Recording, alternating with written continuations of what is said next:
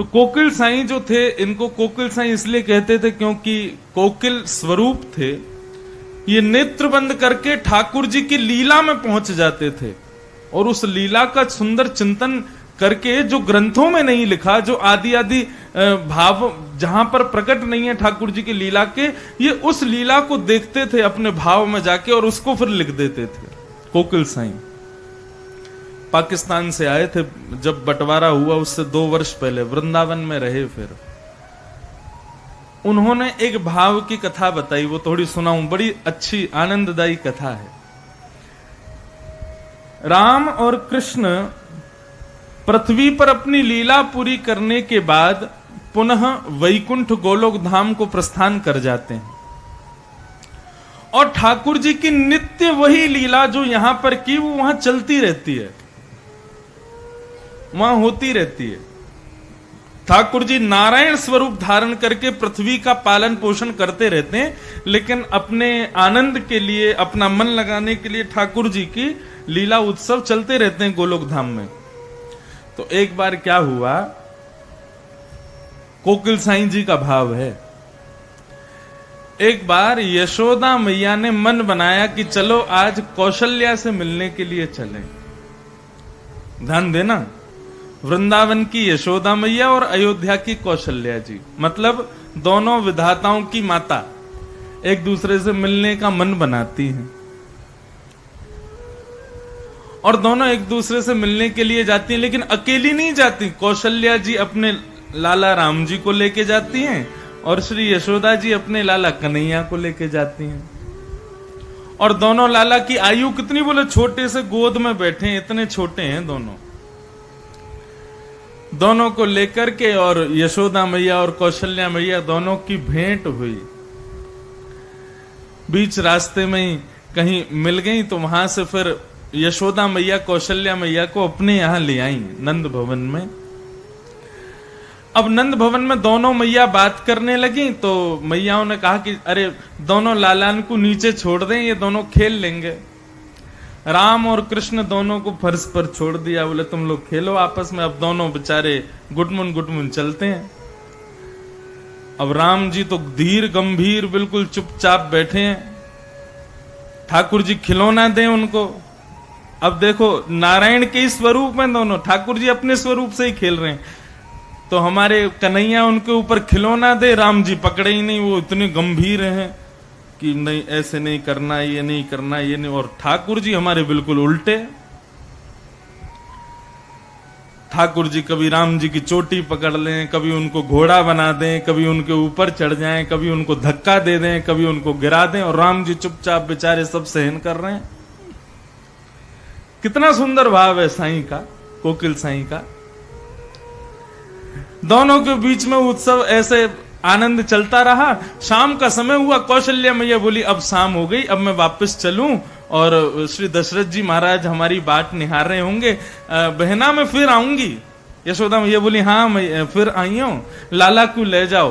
तो जैसे ही कौशल्या मैया लाला को लेने गई तो दोनों लाला एक जैसे, उन दोनों में कोई अंतर नहीं है, देखने में बिल्कुल एक जैसे हैं। बस अंतर क्या है, बोले इनके नयन गंभीर हैं। राम जी के नेत्र कैसे हैं, बोले गंभीर दीर्घ गंभीर नेत्र हैं। और कृष्ण के चपल विशेष, मतलब ठाकुर जी कैसे हैं, बोले जैसे नटखट बालक होता है ना, उसकी आंखों से ही पता चल जाता है बहुत नटखट है। वो 1 मिनट में इधर देखेगा, फिर इधर देखेगा, फिर ये देखेगा, फिर ऐसे करेगा। नटखट बालक की अपनी पहचान होती है। कौशल्या मैया ने ध्यान नहीं दिया और राम जी को गोद में, वो कन्हैया को गोद में उठा लिया, और कन्हैया को गोद में उठा के कौशल्या मैया जाने लगी, और यहाँ यशोदा मैया ने राम जी को लिया और ले जाकर के भीतर चली गई।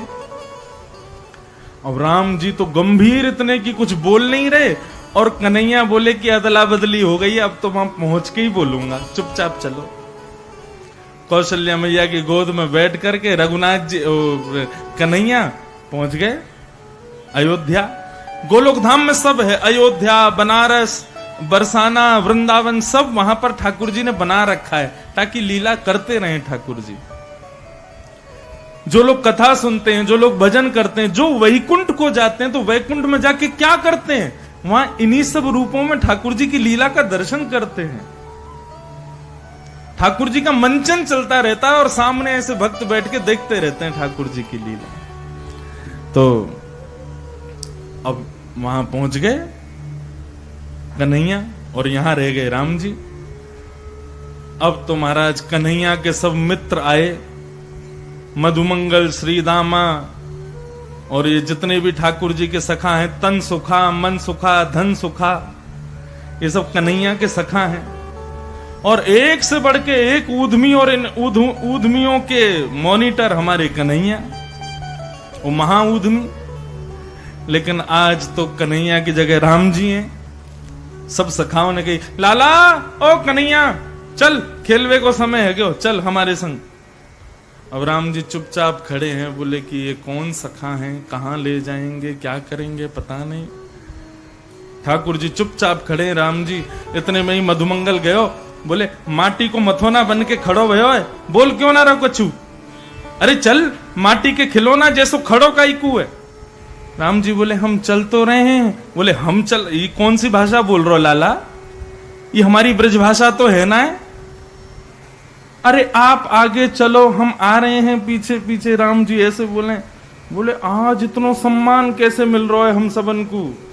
अरे लाला तेने रात में भोजन तो कियो ना, लाला तू बीमार तो ना आएगो, दिखाइयो बुखार तो ना आएगो तो को। राम जी ऐसी लीला करे। अब तो पकड़ के ले गए सारे वन में। अब वन में ठाकुर जी के तो सारे ऊधम वाले खेल, एक दूसरे को गिराना, पटकना, उठा के फेंकना, ऐसे तो खेल खेलते हैं। भागवत में वर्णन है ठाकुर जी खेल कैसे खेलते हैं। तो श्रृंग्यग्निड्यंस्यसि जलद्विजकंटकेभ्य, जो वन के छोटे छोटे जीव जंतु हैं उनके पीछे भाग के उनको पकड़ते हैं, और पकड़ के फिर उनका मुंह खोल के उनके दांत गिनते हैं, इसके दांत कितने हैं। द्यंष्टि, श्रृंगी, सींग वाले कोई जीव मिल जाए तो उनके सींगों को पकड़ते हैं और उसके सींग को पकड़ के इतने जोर से उसके सर को हिलाते हैं वो परेशान होकर भाग जाता है। नदी में कूद जाते हैं, एक दूसरे को धक्का देते हैं, उठा उठा के फेंकते हैं, ऐसा ऊधम मचाते हैं ठाकुर जी तो। और यहाँ राम जी धीर गंभीर बन के बैठे हैं। बालकों ने राम जी को बनाया घोड़ा, उनके ऊपर चढ़ गए और बोले चल मेरे घोड़ा, टुक टुक टुक, और ऊपर चल के सब लीला करें। राम जी बेचारे आंखों से आंसू बहावे में किनके पल्ले पड़ गया ये कैसे कैसे मित्र हैं, कैसे सखा हैं, कैसा व्यवहार कर रहे हैं, कैसी भाषा बोल रहे हैं। यहां तो राम जी की ये हालत, और वहां कन्हैया ने क्या हाल कर रखा है। राम जी के सब शिष्टाचारी, सब मित्रगण आए, बोले हे रघुकुल कमल दिवाकर श्री राम जी, आइए खेलने का समय हो गया है, हमारे साथ पधारिए। वहां तो बड़ी मर्यादा चलती है। अब यहां राम जी के रूप में कन्हैया पहुंच गए।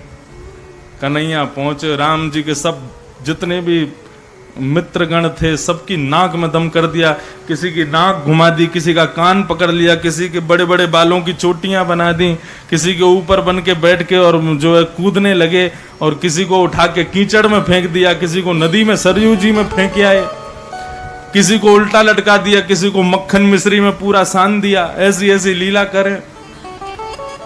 सब बालक रोते रोते कौशल्या मैया के पास गए, बोले मैया ये हमारे राम जी को क्या हो गया है। बोले क्यों लाला, कहा है। बोले हमारी वेशभूषा देखो, किसी के घोंटू छिले हुए हैं, किसी के हाथ में दर्द हो रहा है, किसी के पूरा मक्खन दही में लिपा हुआ है, किसी की चोटियां दो बनी हुई हैं, ऐसे विचित्र विचित्र स्वरूप। बोले ये किसने किया। बोले ये आपके राम ने किया। बोले मेरा राम ऐसा नहीं कर सकता। बोले मैया आपके राम ने ही किया है। अब तो ये स्थिति कि ठाकुर जी जैसे यहां में सारे सखा भागे, बोले इससे बच्चों। शाम को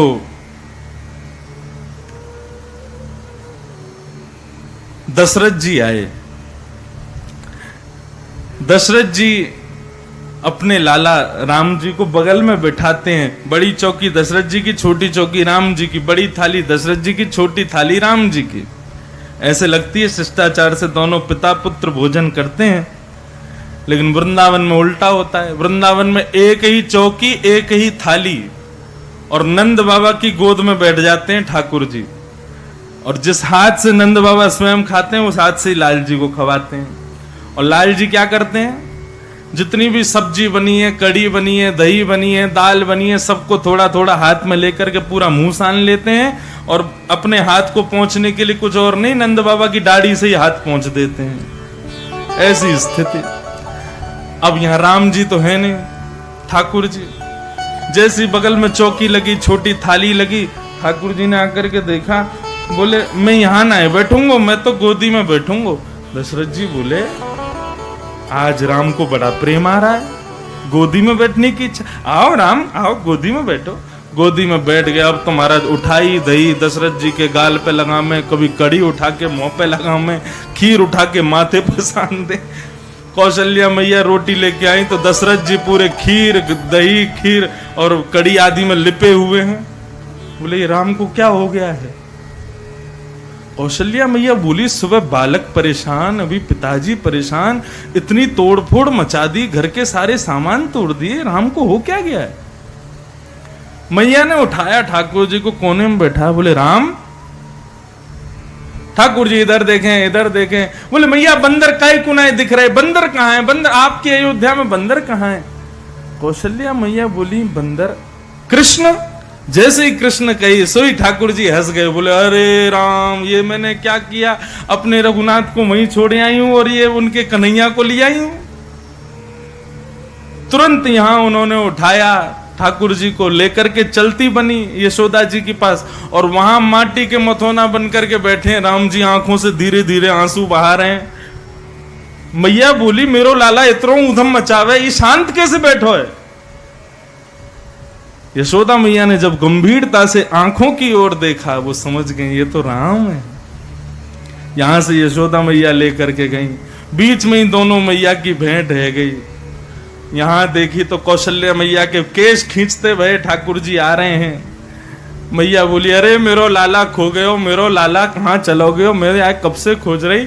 यहाँ पे आके यशोदा मैया ने ठाकुर जी को लिया और कौशल्या मैया ने राम जी को लिया, और दोनों मैया एक दूसरे से बोले कौशल्या मैया बोली पकड़ो अपने बंदर को, पूरी अयोध्या के नाक में दम कर दिया। बोले हमारे लाला को बंदर बोलो, तुम भी पकड़ो अपने माटी के खिलौना को, चुपचाप बैठो रे, करे धरे कछु है ना है, यही कोई बालक होवे, ना रोवे ना बोले ना चले ना उदम मचावे। दोनों मैयान को ऐसा परस्पर प्रेम भयो, दोनों भैयान को ऐसा परस्पर प्रेम भयो, और ये पूरी लीला का दर्शन कोकिल साई ने कराया। तो राम और कृष्ण में कोई भेद नहीं है, भेद केवल आंखों का है। इनके नयन गंभीर हैं, उनके चपल विशेष। तो इसलिए वो क्या था प्रश्न, कहां गया? हाँ, राम नाम सत्य क्यों बोलते हैं, कृष्ण नाम क्यों नहीं बोलते? क्योंकि दोनों में अंतर नहीं है, दोनों एक ही हैं। राम नाम सत्य क्यों बोला जाता है, ये मैं कपिल विभूति संवाद आएगा तब बताऊंगा। हमारा प्रश्न आपसे यह है कि अगर हमें किसी इंसान पे क्रोध आता है तो वो क्रोध कैसे कम किया जाए या खत्म किया जाए। देखो, क्रोध के ऊपर आज सुबह भी चर्चा हो रही थी। किसी व्यक्ति विशेष पर बार बार क्रोध दो ही स्थिति में आ सकता है। पहली स्थिति में क्रोध आता है यदि आप उस सामने वाले का भला चाहते हो या उसको सुधारना चाहते हो, या दूसरी बात यह है कि एक ही व्यक्ति पर बार बार क्रोध दूसरा कारण इसलिए आता है कि आप उसकी उपलब्धि या उसके किसी विशेष वस्तु से आपको अच्छा नहीं लग रहा। इसको आप ये कह सकते हैं मात्सर्य दोष है आप में, इसलिए एक व्यक्ति पर बार बार क्रोध आ रहा है। तो देखो, पहला वाला तो उचित है। यदि किसी को सुधारने के लिए, जैसे कि माँ को बालक पर बार बार क्रोध आता है, गुस्सा आता है, पिता को अपने बच्चों पर गुस्सा आता है, टीचर्स को अपने स्टूडेंट्स पर गुस्सा आता है, किस लिए आता है? उसको सुधारने के लिए आता है। लेकिन यदि यही क्रोध अब आपको अपने सामने वाले पड़ोसी पर आता है तो क्यों आ रहा है? बोले कि हम पर जो है क्या कहते हैं, होंडा सिटी और ये मर्सिडीज लेकर के आ गया, तो हमको इसी बात पे ही गुस्सा आ रहा है, उसकी उपलब्धियों पर हम रोष कर रहे हैं। या फिर किसी भी प्रकारेण यदि एक व्यक्ति पर अधिक गुस्सा आ रहा है तो दो ही कारण हो सकते हैं, या तो उसको सुधारने का या फिर आपकी ईर्ष्या का। क्रोध कम करने का एक ही उपाय है। आज सुबह भी मैंने वहां जो मिलने आए थे उन सबसे कहा था कि क्रोध कम करना है, इस संकल्प से आगे के सारे भगवत कार्यों को प्रारंभ कर दो। मंदिर जाओ तो इसी भावना से जाओ, मेरा क्रोध कम हो। शंकर जी पर जल चढ़ाओ तो इसी भावना से ही चढ़ाओ कि हे भोलेनाथ मेरा क्रोध कम हो। आप इस भावना को धारण करते नहीं है कि मेरा क्रोध कम होना चाहिए और चाहते हैं कि क्रोध कम हो जाए, ऐसे होगा नहीं। और तीसरा उपाय है, जितना हो सके सत्संग करो, कथा सुनो। कथा सुनने से क्रोध में कटौती होती, क्रोध कम होता है। ये उपाय है। फिर क्या प्रश्न है? जय जय श्री राधे। हम ठाकुर जी को अपना भाई और गुरुजी बनाना चाहते हैं। अब भाई और गुरुजी ये दोनों तो अलग अलग बातें हैं। एक चीज पहले दृढ़ करो, भाई बनाना है कि गुरु बनाना है। क्या हम बना सकते हैं? बिल्कुल बना सकते हैं।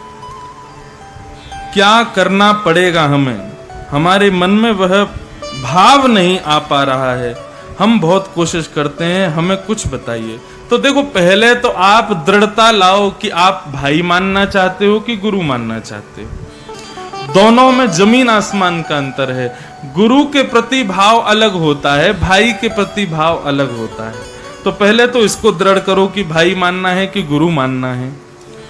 फिर इसमें कुछ करना नहीं है, जैसे आप अपने भाई के साथ रहते हो वैसे ही ठाकुर जी के संग रहना शुरू कर दो। अयोध्या में एक संत थे, वो ठाकुर जी को अपना शिष्य मानते थे। वो कहते थे कि मैं वशिष्ठ गोत्र में मेरा जन्म हुआ है, इस नाते से राम जी मेरे चेला हैं। और वो रोज राम जी की सेवा करते, तिलक लगाते, इत्र लगाते, आरती करते, और आरती करने के बाद गले में माला पहन लेते, और जब गले की माला प्रसादी हो जाती तो अपने गले की माला ठाकुर जी को पहना देते। ये अपराध है। अपने गले की माला कभी ठाकुर जी को नहीं पहनानी चाहिए। एक बार कुछ संतों ने उनको देख लिया, बोले कि अरे राम राम राम, देखो ये अपने गले की माला, अपनी प्रसादी झूठी माला ठाकुर जी को पहनाते हैं। संतों ने जाकर के बड़े कई संतों को इकट्ठा करके शिकायत कर दी। बोले कि महाराज ये ठाकुर जी को अपने गले की माला पहनाते हैं। भीड़ इकट्ठी हो गई संतों की, अखाड़े के संत आ गए। बोले हमने सुना है आप अपने गले की प्रसादी माला ठाकुर जी को पहनाते हो। बोले हाँ, वो इसलिए क्योंकि मैं उनको अपना शिष्य मानता हूं। बोले तुम शिष्य मानते हो, लेकिन ठाकुर जी तुमको गुरु मानते हैं कि नहीं? इस बात का प्रमाण तुम्हारे पास क्या है? बोले इस बात का प्रमाण तो कुछ नहीं है, लेकिन बस मुझे लगता है कि वो मेरे शिष्य हैं और मैं उनका गुरु हूं। मैं उनको आशीर्वाद देता हूं, मैं उनको अपने गले की माला पहनाता हूं। मैं जैसा एक गुरु शिष्य के साथ रहता मैं वैसे ही रहता हूं ठाकुर जी के साथ। संतों ने गुस्सा किया, बोले कि भाई देखो ये काम नहीं चलेगा, और यदि तुम्हें इसी प्रकार रहना है ठाकुर जी के साथ तो पहले सिद्ध होना चाहिए कि ठाकुर जी भी तुमको गुरु मानते हैं। बोले ये कैसे सिद्ध होगा? बोले कल सवेरे सेवा करने के बाद अपनी गले की माला राम जी को पहनाना। अगर राम जी की मूर्ति ने झुक कर के माला को स्वीकार किया तो मानेंगे हम कि हाँ, इतने वर्षों से तुम जो करते आ रहे हो राम जी भी उसको स्वीकार करते हैं। उसने कहा ठीक है। रात भर राम जी के पास बैठा रहा। बोले चेला राम, अपने गुरु की लाज बचाओ, कल तुम्हारे गुरु की बलि चढ़ने वाली है। कल ये सब लोग तुमको मुझसे दूर कर देंगे। अरे मेरे चेला, तुमको परसों से आशीर्वाद कौन देगा? ये लोग नहीं समझ रहे हमारे भाव को, लेकिन मैं तो जानता हूं ना कि तुम मेरे चेला हो। मैं तुम्हारा गुरु हूं, तुम्हारे लिए नाम जप करता हूं, तुम्हारे लिए यज्ञ करता हूं, तुम्हारी दीर्घ आयु के लिए सब कर्म करता हूं। चेला कल मेरी लाज बचा लेना, झुक के माला पहन लेना। राम जी से रात भर प्रार्थना करते रहे। प्रातः काल का समय हुआ, संत इकट्ठे हुए। हाँ भाई, पहनाओ अपने गले की माला। संत ने सेवा आदि करके माला को पहले अपने गले में पहना। अपनी गले की माला प्रसादी करके जैसे ही राम जी को पहनाने लगे तो इतने संतों के मध्य में राम जी की मूर्ति थोड़ी सी झुक गई और उन्होंने माला को स्वीकार किया।